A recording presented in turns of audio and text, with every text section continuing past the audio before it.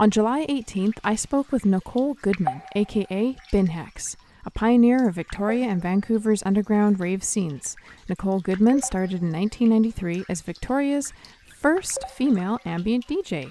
She co-founded Teamlounge, producing countless events across the Pacific Northwest, including 7 iterations of Soundwave. Nicole brought electronic music to Victoria's airwaves through CFUV and operated Victoria's first dedicated electronic music store, Temple of Sound. After moving to Vancouver, she began her work at CBC. Nicole Goodman, aka binhex, will be performing in person at Banfield Park for Wonderment 2021 on Monday, August 1st at 2 p.m. My name is Nicole Goodman. I am also known as binhex, DJ binhex, or binhex for short. I've been a DJ for about, 30 years, 30 or more. I don't even know now. But I switched over and started doing my own productions 3 years ago. So that's still fairly new for me. And I'll be performing some of it coming up very soon in Victoria. Wonderment. Okay. Wonderment. There's so many facets of your experience and just your connection within ambient and the ambient scene going back to the 90s. But I have to bring it up just because we are having a chat on CFUV. You were the first Victoria ambient DJ in 93. And that one of them, yeah. One of them, okay, correct me. Yeah, one of them. There were a couple. Yeah. Yeah. Would you like to talk a bit about that experience and what that sort of led to? Sure. My friend and I, Quentin, we first started, we applied for a show. It was a gumbo show. I don't know if gumbo still exists at UVic or not, but it was a late night slot, 3 to 6 a.m. Saturday night. And so we got one of, I think they used to alternate one, you could get every other week. Cool. And so we started that, and at that time, we were just 19 years old, just fresh out of high school, and started going to raves and doing all that stuff. And so we decided to have an ambient show called Lounge World. And so it was our kind of like our little sandbox to experiment and play with sound and talk about weird stuff on the air and just sort of, explore what it was to be deep in the middle of Saturday night. So that was super fun. And we got a bit of a following out of that. So from there, we started up like more of an upbeat show. It was called Escape Velocity. And that went on for a number of years. And then it was carried on by other people after we left Victoria. And then another one called Labeled and Shelved, which was a label profile. So, it was an opportunity to reveal to people electronic artists as part of that. So that was a little bit more narrative driven and a little bit more research and scripts and that kind of thing. So, yeah, it was a lot of fun. And it was a really formative time for us because electronic music, in the more rave sense, what people would identify now with contemporary electronica. Yeah. There was no definition for it really. It was, just anything goes, and there was no style. You could just make, we sewed our own clothes and, and it took us a while to get turntables. So we started that up in about 1993. And formed an ambient collective in Victoria called Teamlounge.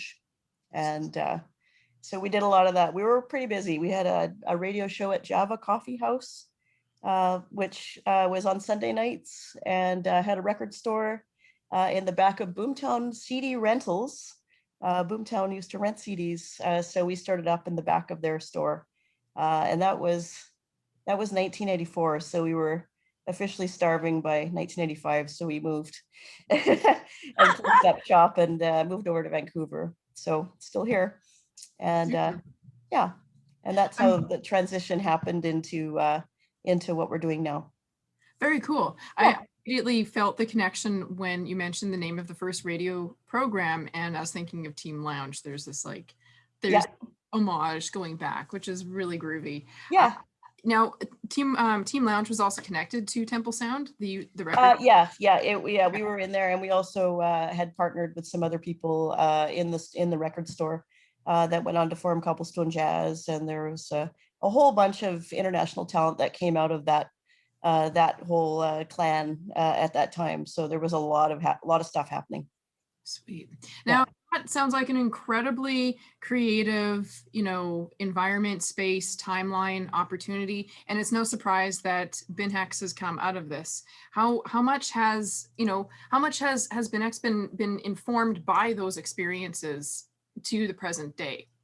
Oh, it's the nostalgia of that sound for me is still very, very prevalent in the music that I present now. And it's, a little bit cheeky and a little bit fun and definitely playful and doesn't take itself too seriously.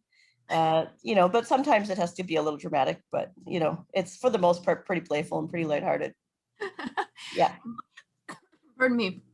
I know that you recently played over at the firstly, you played at the BioBudel, which is so cool that you were playing that. I remember seeing the advertisements for that particular in 2018. The biomass show? Mm-hmm. Yeah, biomass. Thank you. Yes. I immediately think of the dome. Yeah. But also I was thinking how you've performed at the active passive ambient as well too. So Galliano, yep. Yeah, which is awesome. I associate those particular situations with being very much an experimental approach to electronic music. And I know rave culture itself is very experimental or provided many opportunities for that to start off being experimental. But perhaps to some ears, there might be the assumption that if it is rave oriented, be primarily dance oriented. But with the sounds and the sets that you create, they're very there's field recordings, I feel, sometimes in them. There's definitely lots of experimenting with textures and soundscapes. Field recordings. Even the other night I was out in a tunnel recording my drum sounds with a friend of mine, and just hitting things and listening to the resonance, and it's just really about just opening up what it is to be creative, and I'm not really driven too much by creating songs per se. And it's really just, mixing and blending different textures. And sometimes it might be songish, and, other times it's just completely drone and just, delay, like playing with delay and loops and that kind of thing. It just depends on kind of what I'm feeling at the moment. So it's usually different each time. They give me a bit of a meditations experience. Is that okay? Mm-hmm. Does that align very well with some of the sort of thoughts that you have when going into it? Yeah. I mean, my the intention that I try to create with my when I do drone is about how to just sort of tap into a state of mind and just sort of push deeper and just try to stay there as long as possible. Because that tends to start to do strange things in the brain and takes you out of your current headspace and puts you somewhere totally different. So, if I can achieve that, then I feel like I'm doing a good job. Well, you're putting me in that headspace. It's perfect. I try. Audition is powerful. Okay, do you mind chatting a bit about what your experience was like being in the BioBudel? Because it sounds so cool. I wasn't. Okay, so that it's actually a funny story because my friend Ron, who put together that show, who's also an amazing artist as well. It was something that was out of the blue, and I had always wanted to do to play in that space. And it was like a dream of mine, like a bucket list kind of thing. And it was just out of the blue. Hey, I'm going to do this thing. You want to play? I'm just like, what? Are you kidding me? Okay. And yes.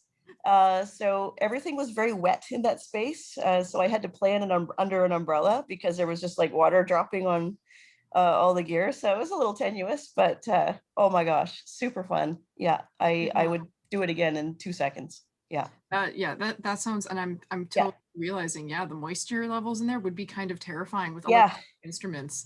And all of the animals just go to bed, but they're all there. They're all still there hanging out with you when you're in there. Yeah. So. Oh my goodness, that was a cool experience. I'm so glad that happened before COVID, right? Because imagine if that was planned in 2019 and then it had to be canceled. That would have been really. Well, we had a different problem. We had this corpse flower that bloomed.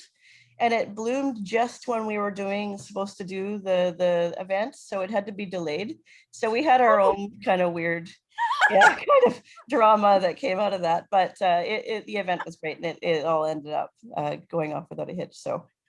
Okay, I'm Yeah. bringing the Bodell Biodome. I feel like I'm always mispronouncing the name, but That's all right. The Ecodome. But I'm bringing it up because with Wonderment, you are playing in a natural environment in a sense. Mhm.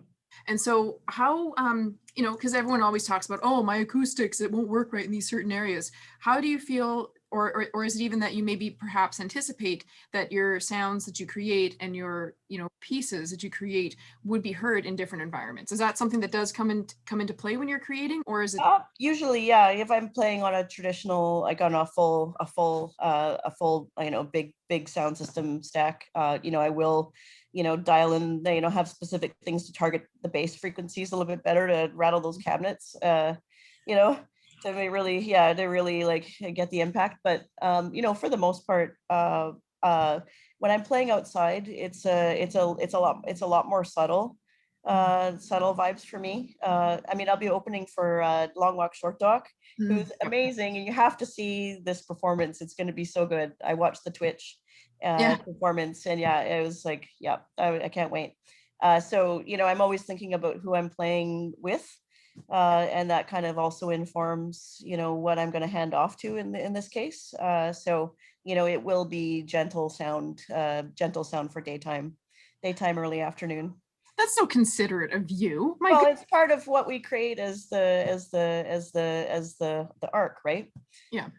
And it's kind of like what the role of a DJ is to take what I love starting from nothing. I love starting from silence because it just allows for anything to happen. And it's our job as music providers to work together, to create something that is cohesive. Totally. It's a beautiful collaborative experience, right? A collaborative approach that perhaps I think about, let's say, let me say this in the most kindest manner, louder shows that are in people's basements. Yeah. Nobody's really concerned about perhaps working along with the person that precedes them or is before them. But the idea that there is this overall experience that, you're taking into account when you're even creating your particular set that you're going to be playing at Wonderment, for example, and even, what you were doing over in the Biobodell and in different circumstances. It's very, what's the word I'm looking for? Refined. It's very, very much curated for this specific situation. Yeah. I try to be thoughtful with it. Well, you are. Yeah. You are. My gosh. Okay. Well, seeing as we know what we can, without, of course, giving away everything, because you don't want to do that. It's got to be a big reveal. No, there's got to be some mystery and surprise. But we have a hint of what can be expected at Wonderment coming up July 30th through the 2nd of August. Unbelievable. It's coming up so soon. Holy I know. Yeah. Right? Oh my gosh. Your particular location, are you excited about your particular location that you're playing at? Yes. I actually I love the Gorge waterfront, and the fact that I get to be in a new spot, because in the previous years that I played has been down in Beacon Hill Park. Yeah. So the fact that it's a new spot for me, and it's a spot that I used to go fishing in when I lived over there. I used to get in my belly boat and I used to float around out there and fish for trout. So actually, it's going to be a way to reconnect that part of my past, because I'll be playing from the shore this time, but looking out in the same kind of area that I used to float around in. So it's kind of fun. Oh, that's really beautiful. Yeah. Oh my gosh, I'm looking forward to it. It's going to be amazing. Yeah. Now, of course, this is always, one of those sorts of questions that are, perhaps not the best, but sometimes they do work really, really well. If there's anything that I haven't been able to, effectively cover, and there's something that was in your mind, this is your opportunity. Share it now. Oh my gosh. The fact that Wonderment is a multi-day ambient music festival that's dedicated for this music that I love so much. Like hats off to the Garden City Electronic Music Society for being able to do this, and the commitment there is just it's heartfelt, and I just please go see all the things, because there's going to be so much good music, and I can't stress enough how rare it is to see something like this happen in a big city like Victoria. And so the support is definitely hard fought. Yeah, so mad respect. Awesome. That was incredible. Okay, cursory social media links. Tell us all of them so people can. I'm not really much of a social media person, but I do put my stuff up. The place, probably the best place to get anything new that I'm doing is up on SoundCloud, and Gorgeous. You can find me at binhex there. I have a couple of mixes up on Mixcloud as well. So I'll update the newest of the new up there as well. But you can hit me at Instagram, binhex, and also up on Facebook, binhex music. Yeah. Amazing. Yeah. A blast to talk to, super inspiring, and I'm so excited for Wonderment to be able to see you in person. And actually, I guess that's an important thing to note. First in-person thing in a while as well. That gets to be. It has been, yes. Yeah, and yet we're doing. You get to go and experience something that is not, a generic sort of experience. I know every experience is different, and saying generic is kind of, aggressive or, extremist, but you know what I mean. I do. Yeah. We're coming out of a time of isolation, and it's this is going to be a gentle little nudge back into being social. And, I've been working from home for a year, so I've been in isolation a lot. So I'm a little rusty with the chats. I'm like, I don't have anything to talk about because I've just been at home. But anyways, it's the music's going to reflect that a little bit. And we're kind of rebooting our collective consciousness a little bit. Yeah. And so I'm going to try to tap into that a little bit. That's beautiful. Thank you so much. It's been amazing talking with you, Nicole. I love this. It's been fantastic. I look forward to seeing you in the next couple weeks. Thank you so much. Okay. Thank you, Nicole, for chatting with me. You are truly an inspiring sound creator and radio trailblazer. Catch binhex Monday, August 2nd at 2 p.m. for Wonderment at Banfield Park.